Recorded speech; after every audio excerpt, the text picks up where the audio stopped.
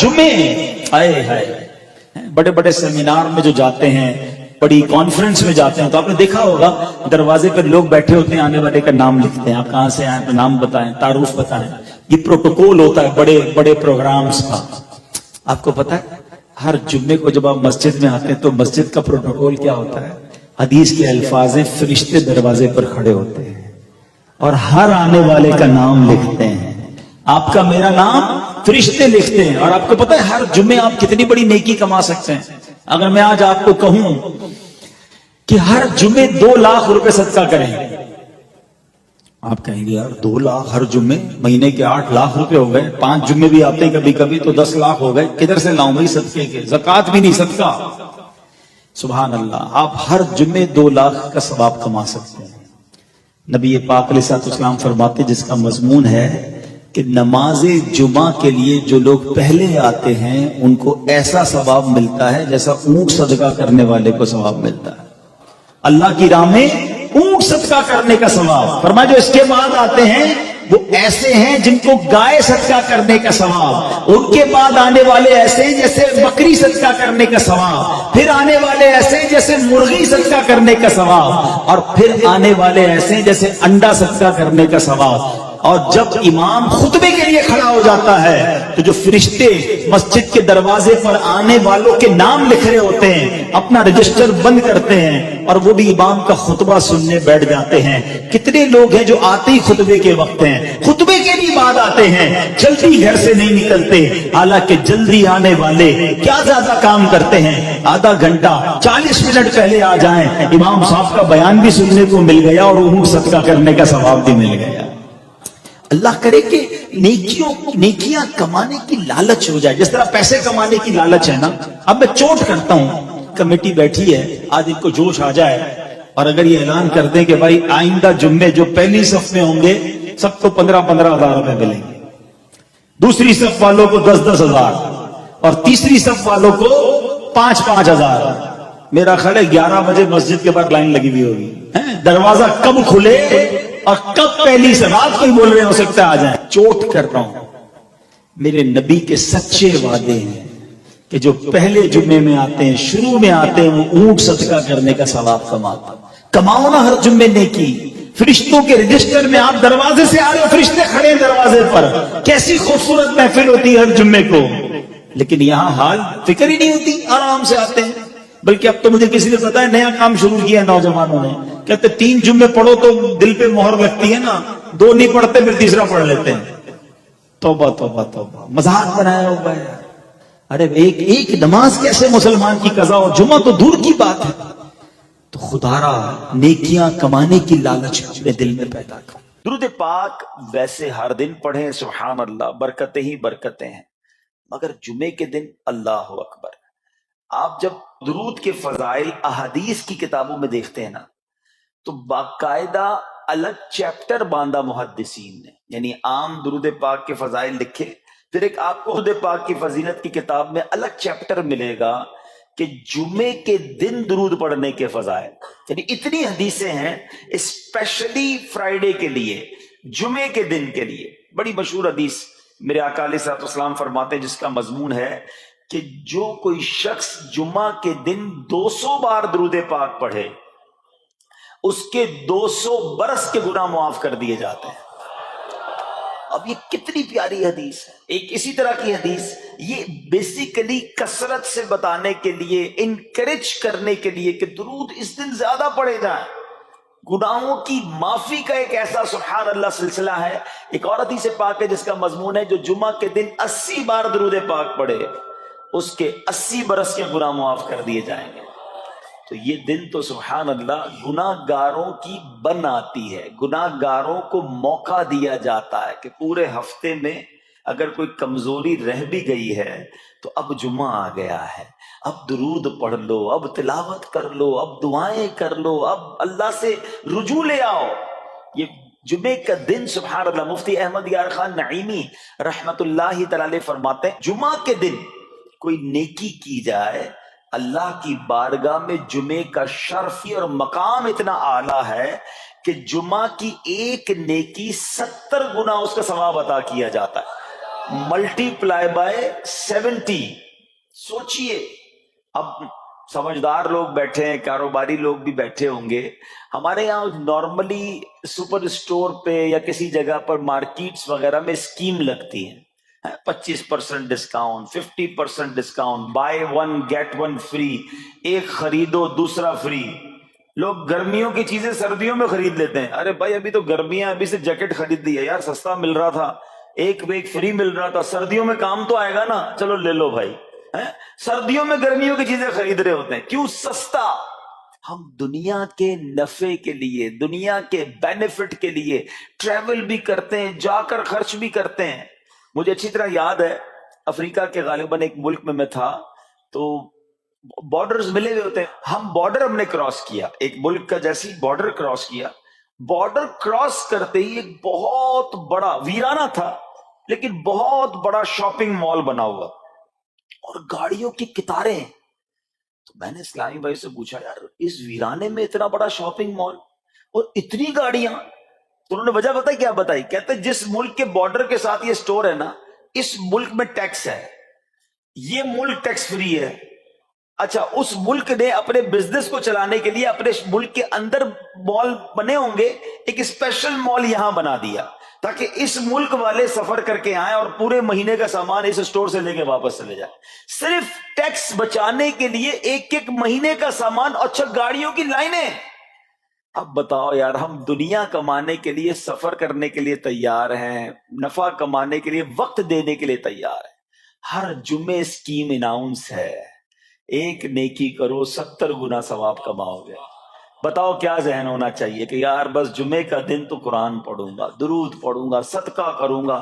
سبحان اللہ, ڈھونڈ ڈھونڈ کے ہمارے صحابہ علیہ رضوان ڈھونڈ ڈھونڈ کے نیک اعمال کرتے تھے کہ یہ بھی عمل کر لوں, یہ بھی کر لوں, اور جمعے کے دن اسپیشلی. تو اللہ کرے ذہن میں یہ بات بیٹھ جائے کہ میں نے جمعے کو زیادہ نیکیاں کرنی ہیں. اپنے ذہن بنایا ہوا ہے کہ یار پیر والے دن جو ہے نا, میں نے کسی مریض کی عادت رشتہ دار ہے وہاں جانا ہے, یا میں نے جناب سیٹرڈے یا سنڈے کوئی صدقہ خیرات کرنا ہے, کسی کی ہیلپ کرنی ہے.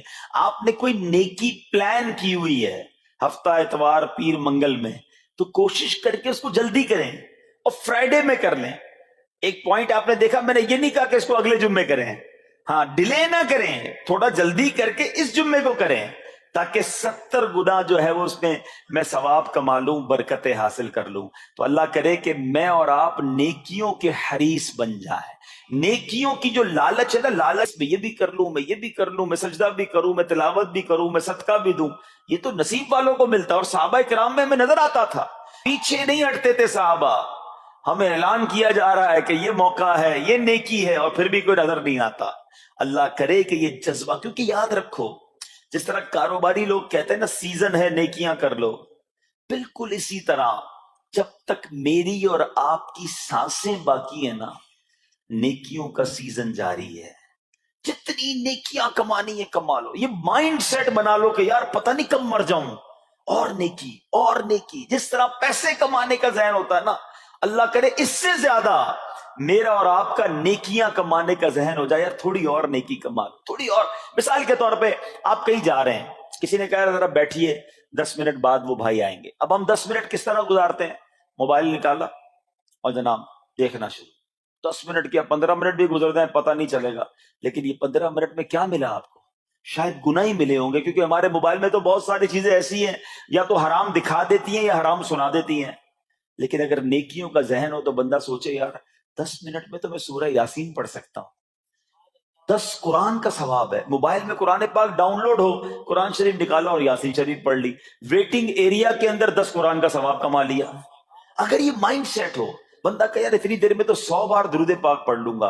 اور آقا علیہ الصلوۃ والسلام فرماتے ہیں جو 100 بار درود پاک پڑھے اس کی دونوں آنکھوں کے درمیان لکھ دیا جاتا ہے کہ یہ بندہ دوزخ کی آگ اور نفاق سے بری ہے. 5 منٹ 10 منٹ میں اتنی نیکیاں کما سکتا ہوں. لیکن مائنڈ سیٹ ہی نہیں ہے, گھنٹوں ضائع کر دیں گے, نیکی کمانے کا ذہن نہیں بنتا. اگر یہی 10-15 منٹ میں مجھے پیسے ملنے ہوتے تو بتاؤ ہم کیا کرتے. اللہ کرے دل میں اتر جائے میری بات.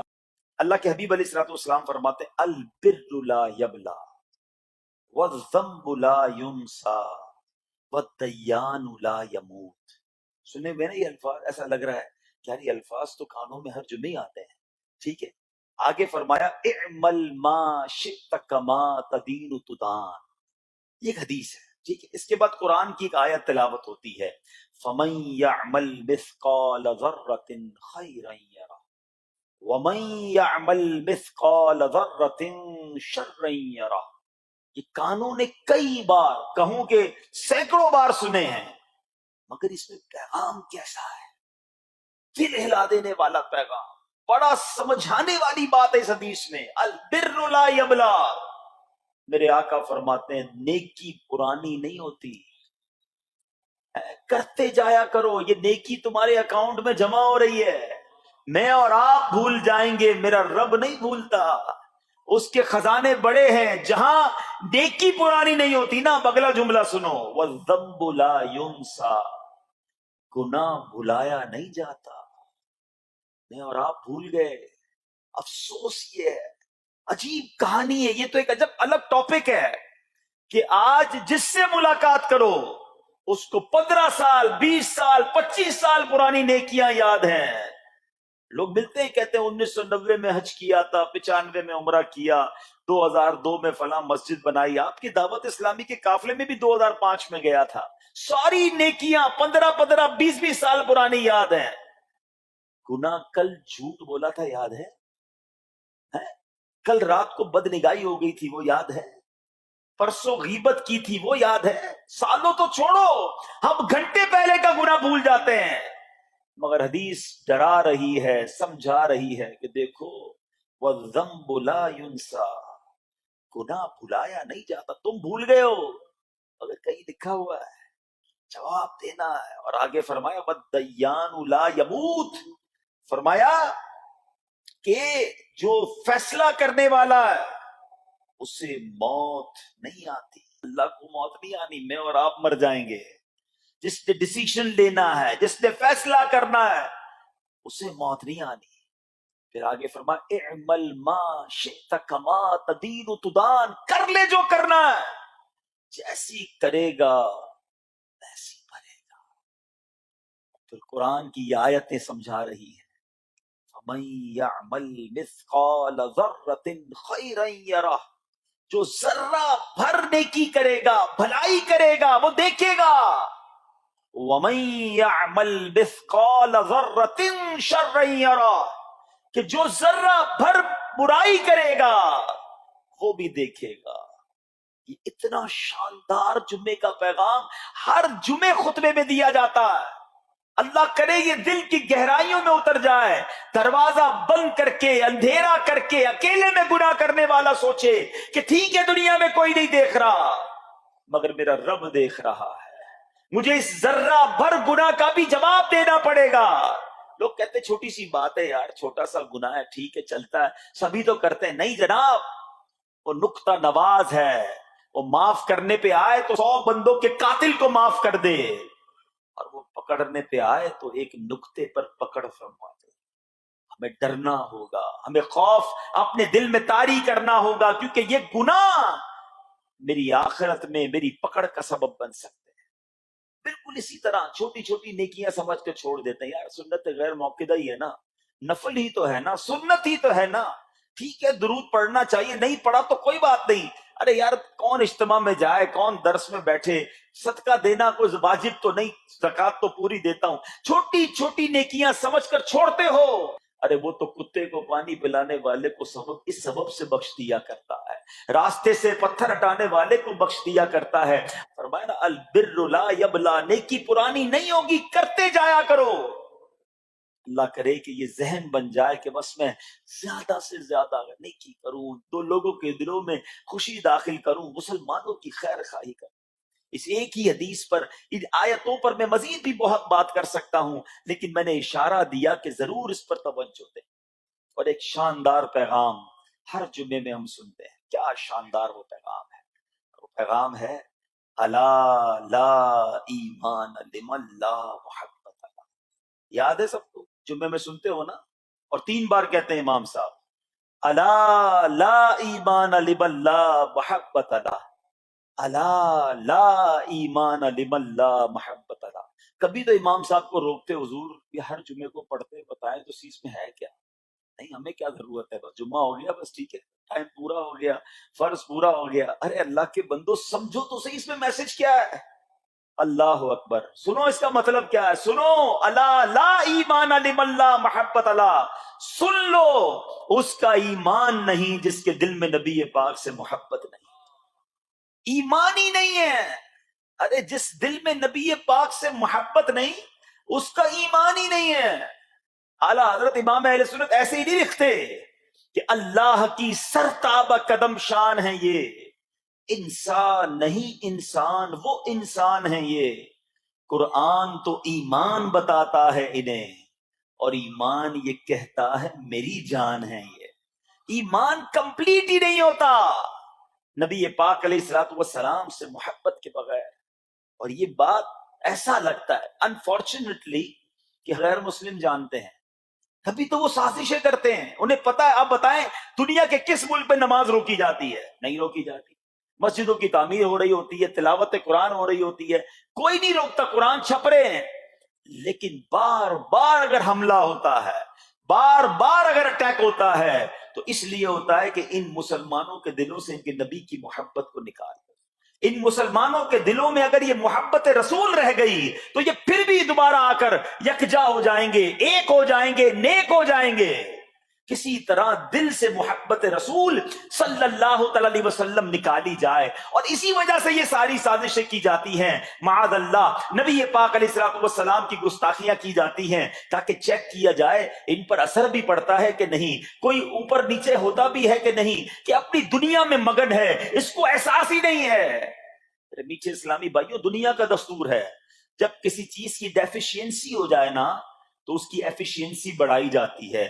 مثال کے طور پہ کسی کے جناب جسم میں وٹامن ڈی کم ہو، ہم کیا کرتے ہیں، وٹامن ڈی کی ٹیبلٹس لے کر اس کو پھر بڑھاتے ہیں. کیلشیم کی کمی ہو، ڈاکٹر کہتا ہے بھائی تھوڑی کیلشیم کی دوائی پیو، تمہارے اندر کیلشیم کی کمی ہو رہی ہے. جب کسی چیز کی کمی کی جائے اس کو بڑھانے کی کوشش کی جاتی ہے. اگر یہ دنیا کے چند لوگوں کا یہ پلان ہے کہ مسلمانوں کے دلوں سے عشق رسول نکالو، تو اب میرا اور آپ کا کام یہ ہے کہ انشاءاللہ عشق رسول کو اب اضافہ کریں گے، اب نبی پاک کی محبت میں اور اضافہ کریں گے، سرور کائنات علیہ الصلوۃ والسلام کی محبت میں زندگی گزاریں گے، خود بھی سچے عاشق رسول بنے، اپنی نسلوں کو عاشق رسول بنائیں. اللہ سلامت رکھے میرے پیر و مرشد کو.